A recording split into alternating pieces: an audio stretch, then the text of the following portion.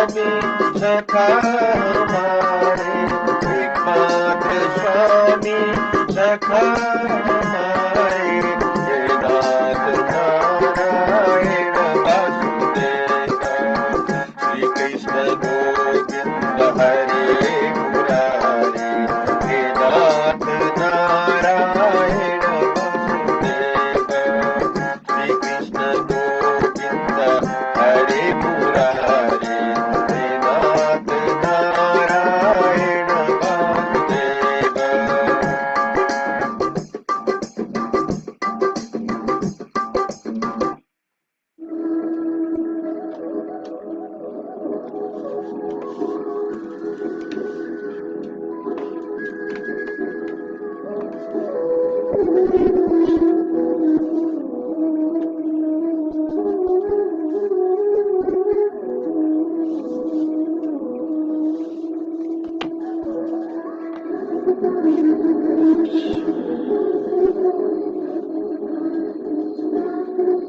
नमस्कार यहाँहरूलाई। जय श्री कृष्ण। आज म श्रीमद् भागवत को छठवा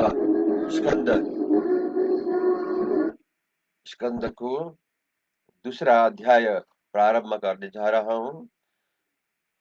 इस दूसरे अध्याय में हम विष्णु दूतों का अजामिल को विष्णु लोक ले जाने के विषय में हम श्रवण करेंगे। नाम महातब वर्णी के विष्णु दूत लय संग, पापी हरिपुर को गयो दूजे माही प्रसंग। सुखदेव जी बोले, हे राजन, इस प्रकार के विष्णु पार्षद यमराज के दूतों के वचन सुनकर विस्मय का प्राप्त होकर उनसे यह बोले, अहो, बड़े कष्ट की बात है जो कि धर्म के देखने वाले यमराज आदियों की सभा में अधर्म का स्पर्श होता है। जहां दंड देने योग्य ऐसे पाप रहित पुरुषों को भी वृथा दंड दिया जाता है। देखो यमदूतों, यह अजामिल ब्राह्मण करोड़ों जन्म के पापों का प्रायश्चित कर चुका, जो कि इसने पराधीन होकर भी परम सुस्तेन हरि भगवान का नाम उच्चारण किया है। जबकि इसने उत्तर शोर से पुकार कर मन से नारायण हो आओ यह उच्चारण किया, तो इस नारायण के नाम मात्र लेने से ही इस पापी के संपूर्ण पापों का प्रायश्चित हो चुका। चोर, मदिरा पीने वाले, मित्रद्रोही, ब्रह्मघाती, गुरु पत्नी से गमन करने वाले और श्री राजा राजा पिता गौ इनको मारने वाले सब पापी जनों का यही प्रायश्चित है कि हरि भगवान का नाम उच्चारण करना, क्योंकि जिस नाम के लेने से भगवान यह मानते हैं कि ये मेरा है।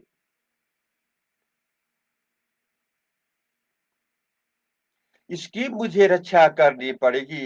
यह अजामिल सब पापों का प्रायश्चित कर चुका है। इस कारण तुम लोग इसको पाप करने वालों के लोक में न ले आओ।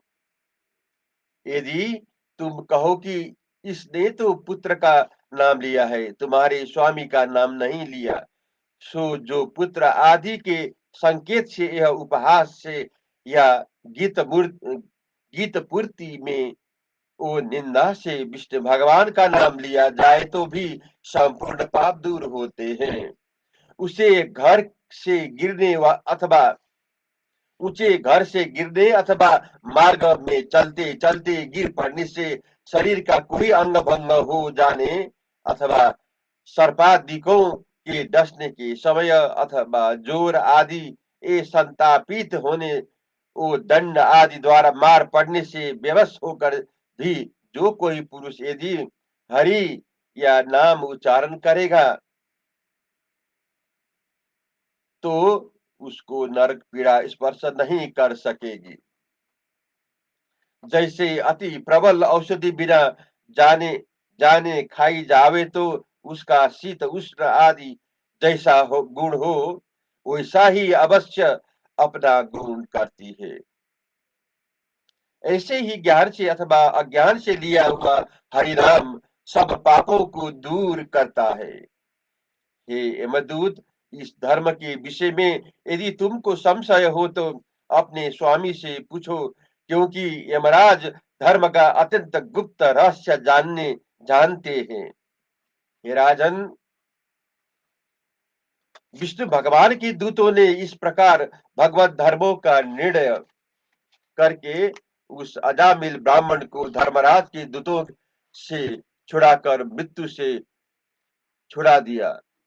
वे यमराज के दूत प्रत्युत्तर पाने पर यमपुरी को लौटे और अपने यमराज के समीप आए और जो जो बातें हुई थी वह सब बात आदि से अंत तक कह सुनाई।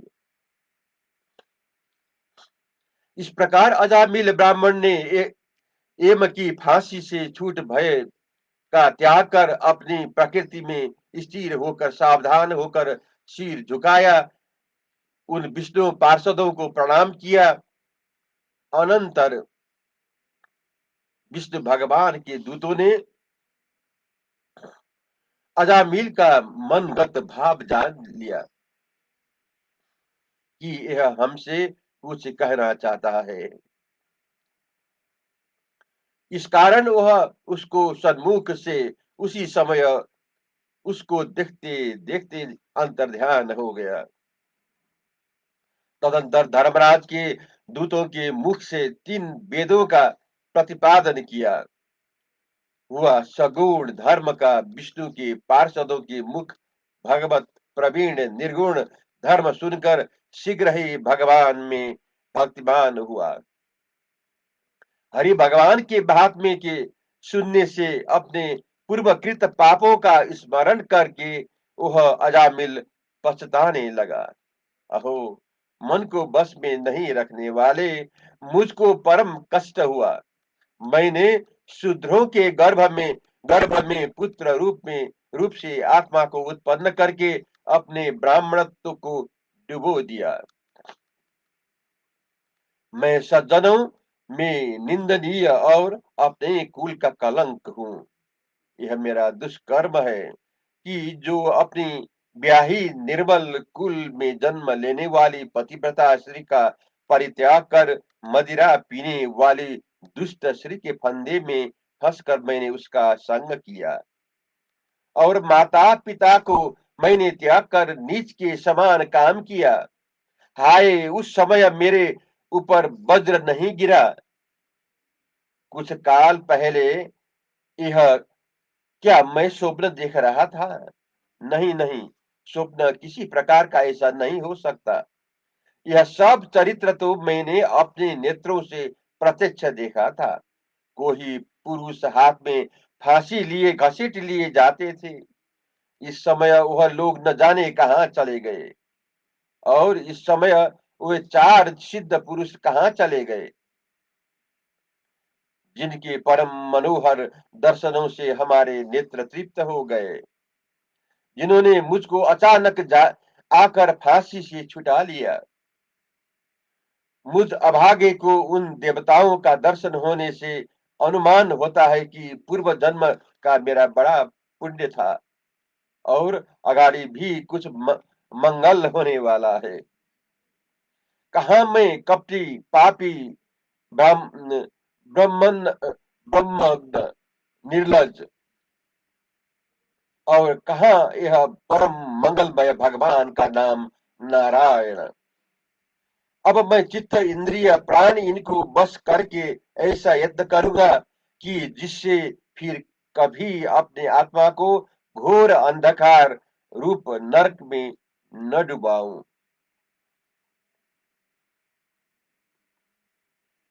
अविद्या काम कर्म इनसे उत्पन्न इस बंधन को काटकर सब प्राणियों को शुद्ध हृदय शांति वृत्ति वाला दयावान और आत्मावान होकर इस भया बनी माया रूप श्री से अपनी आत्मा को छुटाऊंगा।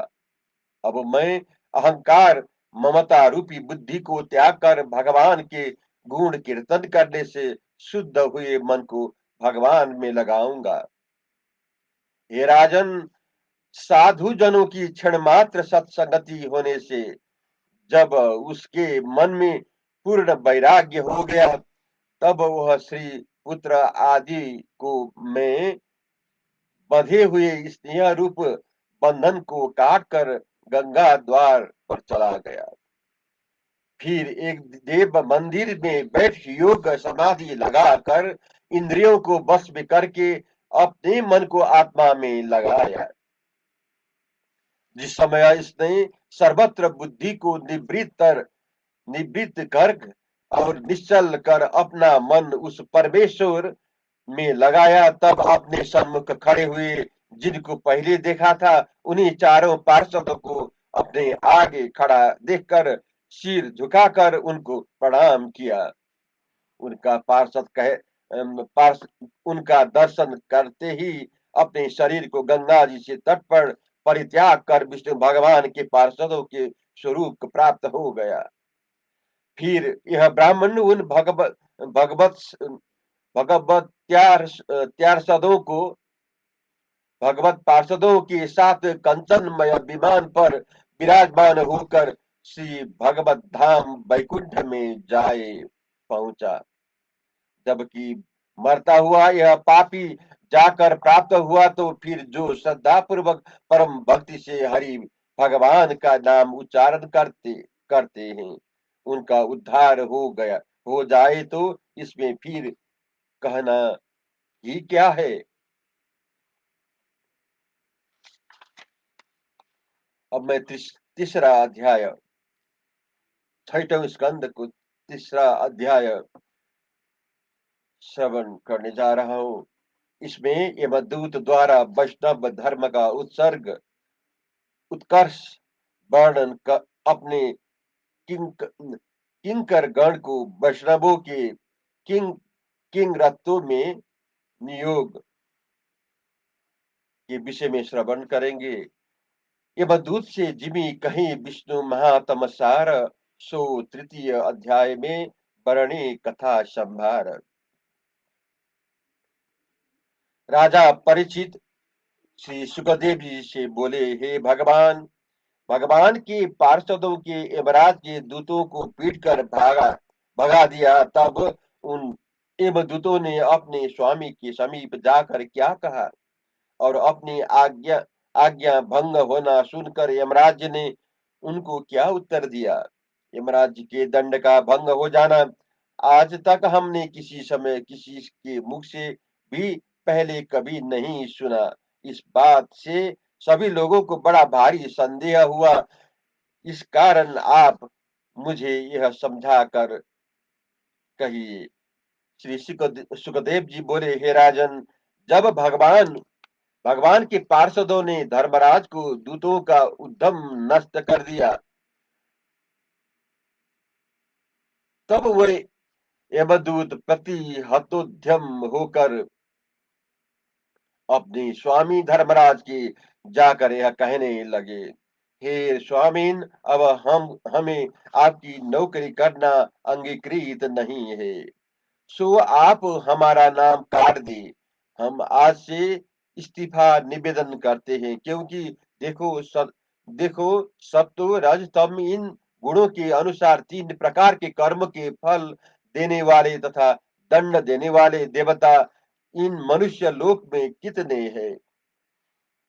सब कर्म करने वाले का एक दंड देने वाले होए तब तो ठीक व्यवस्था रहती है, और यदि अनेक कर्म करने वालों के शिक्षक भी अनेक अनेक होए, तब उस शासन की गौणता हो जाती है। इस समस्त विश्ववर्ती जीवों के और राजाओं सहित समस्त जनों के अधिशोर आप ही हो, और इनके उनके पुण्य पाप के विवेचन करने वाले, वो दंड देने वाले आप ही हो। परंतु हमको मालूम हो गया कि इस समय लोगों के मध्य में आपको दिया हुआ दंड नहीं चलता, क्योंकि अद्भुत रूप वाले चारों सिद्धों ने आज आपकी आज्ञा को भंग कर डाला। आपकी आज्ञा से हम उस पापी अजामिल को नरक भोग कराने के निमित्त लाते थे, वहां उन चारों सिद्धों ने बलात्कार से आपका फांसी को काट कर उस पापी को छुड़ा दिया। वे चार सिद्ध कौन है, यह हम आपसे पूछना चाहते हैं, सो कहो। यमराज बोले, वो चारों पार्षद विष्णु भगवान के दूत है, जो भक्त जनों की शत्रुओं ओ हमसे सर्व भांति सदैव रक्षा किया करते हैं। हे पुत्रो, हरि भगवान के नामोच्चारण की महिमा तो देखो कि अजामिल भी, जिनके उच्चारण के मृत्यु पास से छूट गया, भगवान के गुण कर्म और नामों का संकीर्तन करना, बस इतना ही प्रायश्चित पुरुष के पापों को दूर करने में बहुत है। इन आदि के अनेक प्रायश्चित कहे कहे हैं, परंतु वे इस हरि नाम को प्रभाव को नहीं जानते, क्योंकि दैवी भगवान की माया से उनकी मति मोहित हो गई है, और मीठे पुष्प गंध के समान वेद वाक्यों में जड़ प्राय, जिसकी बुद्धि होने से अनेक ज्ञाधिक कर्मों में निरंतर प्रवृत्त रहते हैं, इस प्रकार विचार करके जो अनंत भगवान में ही सब प्रकार से भक्ति योग करते हैं, उन्हीं को बुद्धिमान जानना, फिर उन मनुष्य के पाप का लेश भी नहीं रहता है, और यदि कुछ उनका पाप भी हो तो भगवान की उनके पापों को दूर करते हैं, इसलिए वे मेरे दंड के योग्य नहीं होते हैं। समान दृष्टि से जो साधु जन भगवान की शरण में प्राप्त होते हैं, वे देवता ओ सिद्धि लोगों द्वारा पवित्र कथाओं के गाए जाते हैं। जो तुम आज पीछे ऐसे पुरुषों के समीप कभी मत जाना, क्योंकि वे हरि भगवान की गधा से रक्षित है, इसलिए हम तथा काल भी उसको दंड देने में असमर्थ है। तब यमदूत बोले कि महाराज, अब एक भी कहो कि किस किस को आपके पास हम लावे। तब यमराज बोले, जो मनुष्य श्री भगवान के चरण बिंद के मकर मकरंद रूप रस से विमुख है, उनको उनको इनको, और जो नरक के मार्ग रूप धर में तृष्णा बांध कर बैठे हुए हैं, उन दुष्ट लोगों को यहाँ लाओ। इस प्रकार धर्मराज अपने दूतों को समझा कर श्री भगवान की प्रार्थना करते हैं, हे भगवान, आप हमारे दूतों से तिरस्कृत किए गए हैं, इसीलिए हम सबको क्षमा करें, और भक्तों के अपराध को अपने स्वभाव से सब समय क्षमा कर देते हैं। इस प्रकार अपने स्वामी से कही हुई भगवान की महिमा को सुनकर दूतगण उनका स्मरण करने लगे। इसके अनंतर वे दूत शंखा से डरते हुए भगवान के जनों के सन्मुख फिर कभी देखने को भी समर्थ नहीं हुए। श्री हरि शरणम। ओम श्री कृष्ण।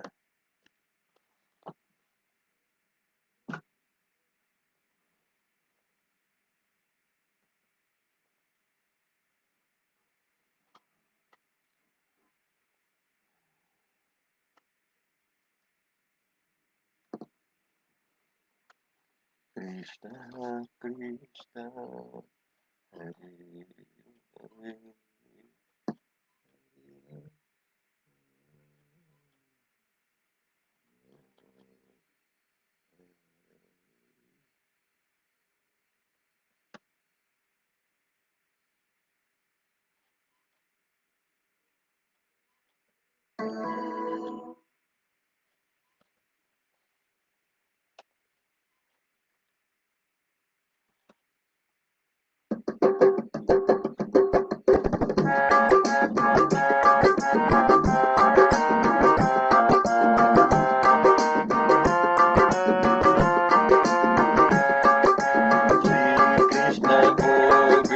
हरे मुरारे, हे नाथ नारायण